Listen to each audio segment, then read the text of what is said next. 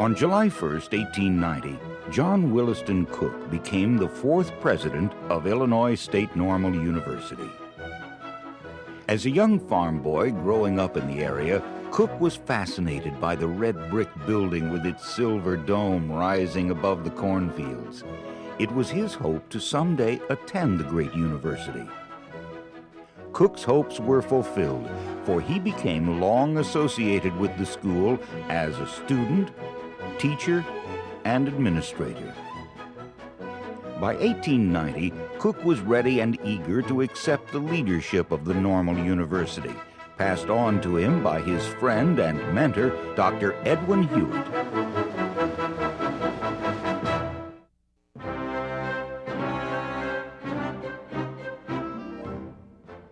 John Cook saw himself as the executor of a sacred trust and the traditions of nearly 30 years' standing.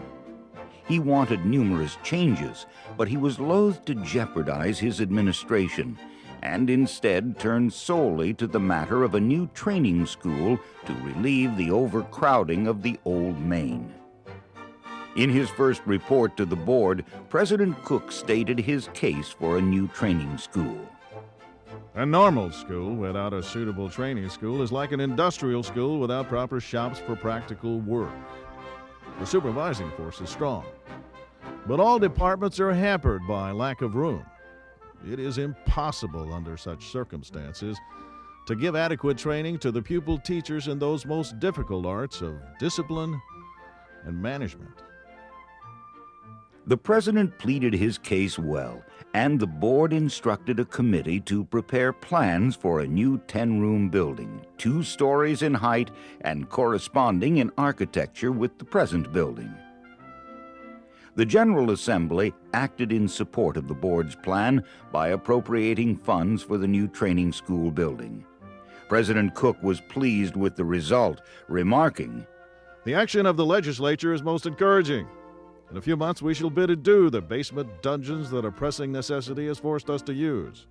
The halls will no longer serve the double purpose of corridor and recitation room.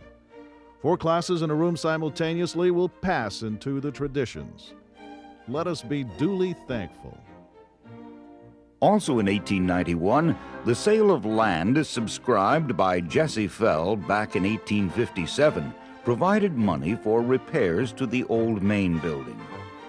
Of all the improvements, the most highly acclaimed was the installation of 106 electric lights. No longer would the students have to worry over the filling of lamps, trimming the wicks, and polishing chimneys. Without legislative or board ruling, President Cook quietly disposed of the cuspidors that had annoyed him for 30 years as they lined the corridors and served as stumbling blocks for absent-minded professors. He also looked forward to improving the campus with new shrubs, trees, and a better fence. All too long, the campus had been described as the state cow pasture. Cook also shared the dream of his predecessors for a school gymnasium. He believed that a gymnasium would aid health and the graces of the body. A gymnasium was included in the budget for 1895. Again, the General Assembly was supportive, appropriating $40,000 for a fireproof gymnasium. However, construction was delayed when Governor Altgeld disapproved the initial plans. He favored the turreted castles of his home Rhineland and insisted the design reflect his wishes. Increased costs and the change of plans delayed the completion of the new gymnasium until the fall of 1898. To those who liked the cold gray stone of a medieval castle, the building was a joy to behold. The gymnasium proper was 40 by 90 feet with a 22-foot-high ceiling and a gallery for spectators. Adjoining was a 3-story wing, the lower floor for dressing and storage, the second floor for the library, and the third floor given over to the biological and physical sciences. President Cook's frankness, honesty, sense of fair play, and straightforwardness enabled him to deal successfully with the General Assembly. However, Cook was quick to credit his predecessors for much of the success, especially the years and years of efforts to secure the new buildings.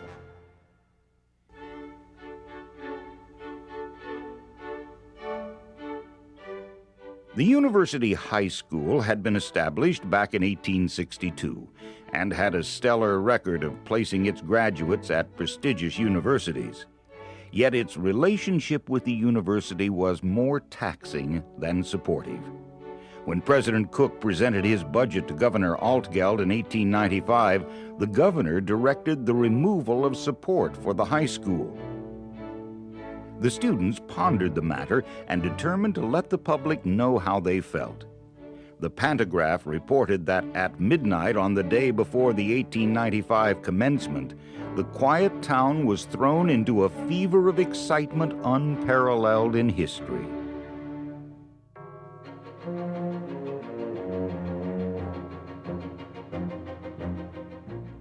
Students dressed in black shrouds and masks and bearing torches proceeded from the south side of town to the sound of muffled drums, broken now and then by the shrill blast of a bugle. 4 silent figures carried a coffin, and 4 others bore a straw-stuffed image of Governor Altgeld astride a rail. Curious faces peered from behind curtains, and some of the more venturous dressed and headed for the campus, where they knew some mischief was afoot. At the south entrance of Old Main, the group circled, dug a grave, and deposited the coffin. A masked orator stepped forward and delivered a eulogy on University High School. He assailed Governor Altgeld as the assassin. Cries rang out, "Hang him, burn him," and the dummy was soon burning in a nearby tree.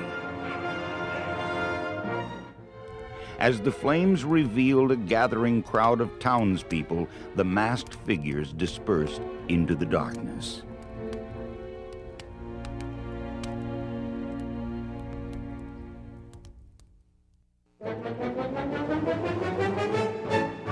President Cook was a strong and vigorous man who enjoyed outdoor games. He was glad when the Vidette began devoting a special half column each month to the subject of athletics. Lawn tennis had become very popular, and wherever students could find a level spot, they preempted it, cleared it, and strung up a net.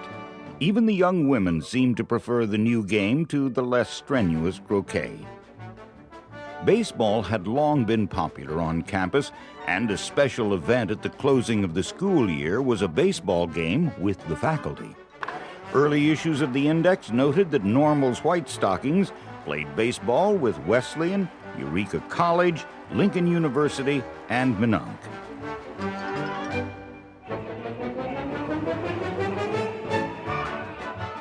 Football came to campus in the early 1890s. In 1893, games were played with Wesleyan, Peoria, Eureka, and Gibson City. It was noted how rough and serious the game was, often to spectators as well as players. Basketball was introduced to the campus in 1895 and was quickly taken up by the women.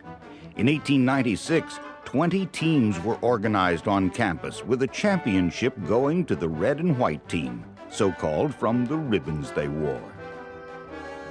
The first annual field day was held in 1895. Events included foot races, pole vault, hammer throw, tennis, bicycle races, and the less spectacular potato sack races. Little time had been spent on training, but the Index proudly boasted, "Athletics now seem to have taken firm root, and we hope in a few years to see Illinois State Normal University second to none in athletics and field sports."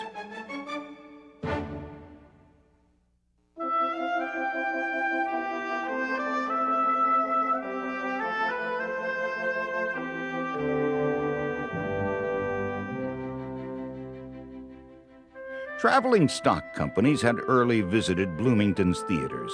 Many students had never attended a real theater before coming to the Normal University. Inspired by the community theater, the Wrightonian and Philadelphian societies joined together to establish a dramatic club. In the early 1890s, the societies presented Shakespeare's Merchant of Venice, As You Like It, and Twelfth Night. It's a matter of conjecture whether Shakespeare's plays were selected because the students had come to know them through their classes, or because the societies desired to keep Normal in the vanguard of good taste, or simply because his plays no longer required royalty payments. For several years, an all-school oratorical contest had been a red-letter event. In 1896, a local businessman and alumnus gave the contest new life by offering an annual cash prize of $100 and a gold medal to the winner. That same year, the president of the Kansas State Normal School formed a League of Normal School Oratoricals.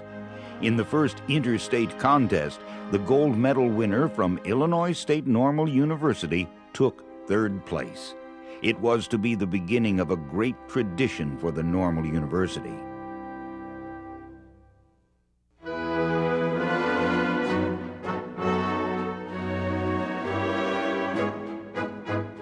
In 1897, Illinois State Normal University celebrated its 40th anniversary. Present together for the last time were the three former presidents, General Charles Hovey, Dr. Richard Edwards, and Dr. Edwin Hewitt. Hundreds of alumni came for the two-day event. From the balcony atop the south porch of the old Main, Cook and the three previous presidents looked out across the campus. Hovey, resting on President Cook's arm, noted the carefully laid-out streets, jangling little streetcar, and the many trees where once there had been only a cornfield. Hewitt, still wearing the tall hat and gold watch chain that the students had given him so many years before, stood with Edwards and pointed to the new gymnasium. Edwards smiled and shook his head, for it had been 35 years since he had broached the subject with the legislature. President Cook showed them the new well, the iron fence, the carriage gates, the tennis courts, and the lily pond. It was a pleasing sight. The old men smiled. John Cook had been a worthy successor.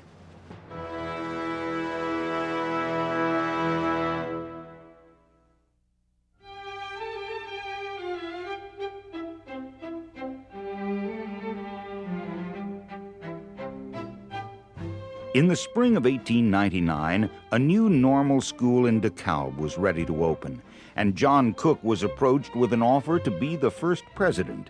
Cook hesitated. He had spent 39 years of his life in Normal as a student, teacher, and administrator. However, the opportunity was too inviting. He would go to DeKalb. The board moved that Cook be commended for his services and that the school take cognizance of the immense intellectual and moral force which would be withdrawn from the Normal University upon his departure. Later in the afternoon, the Committee on Teachers and Salaries presented the name of Arnold Tompkins, professor of pedagogy at the University of Illinois, as their choice for president. A vote was taken and a hurried call made to Professor Tompkins. Would he please come to Normal at once?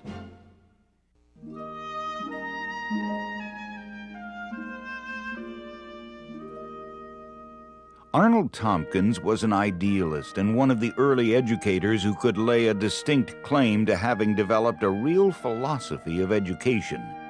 The state superintendent of public instruction, Alfred Bayless, said of him, "In the power of vivid presentation of education doctrine and ideas, Arnold Tompkins has few equals in the United States.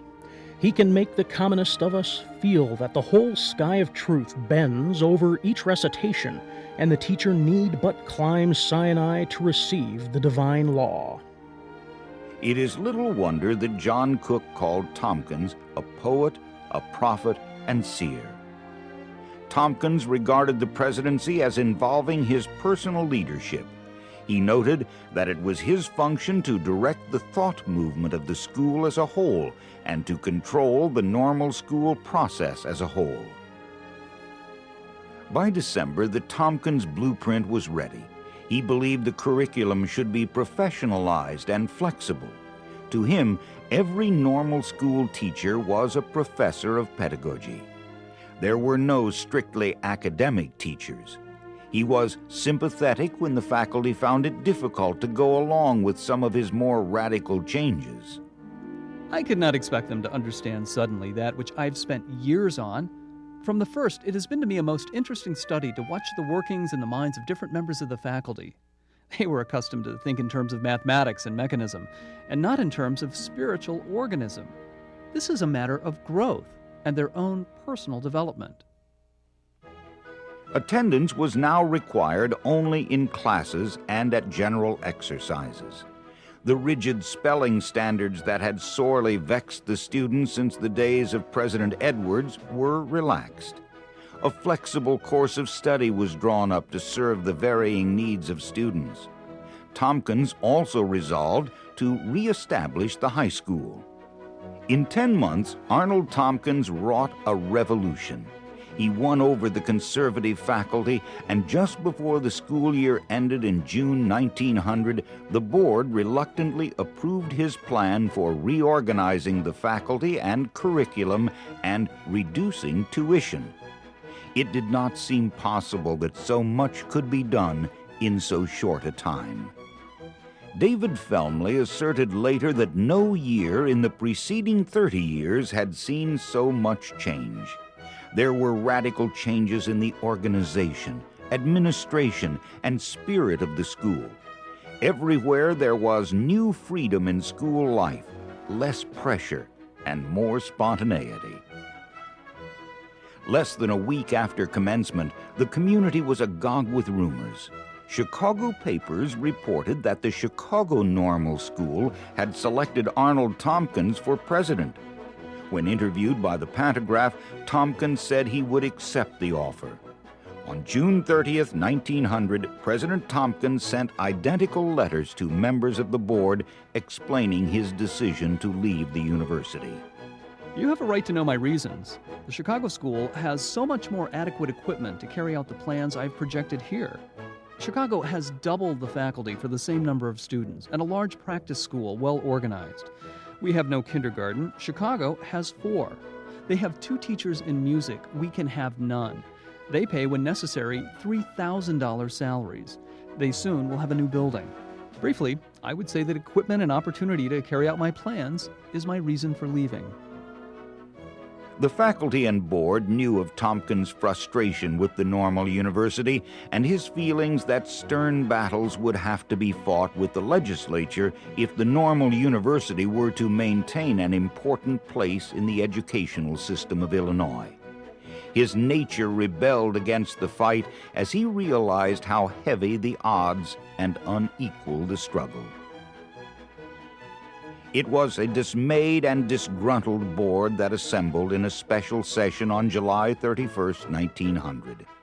The members agreed that Tompkins' successor must be willing to realize the full compass of his ambitions at the Normal University and give assurance that he had no intention of using the position as a stepping stone to one more lucrative and influential. David Felmley had been privately interviewed and stayed in an adjoining room. He was well liked and respected by the faculty, students, and townspeople.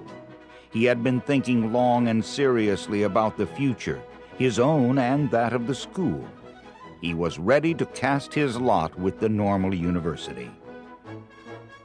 The vote for David Felmley was unanimous. Introduced a few minutes later, he assured the board he had no ambitions beyond the presidency of Illinois State Normal University. It was a pledge solemnly made and solemnly kept. David Felmley would serve as president until his health would force his resignation some 29 years later.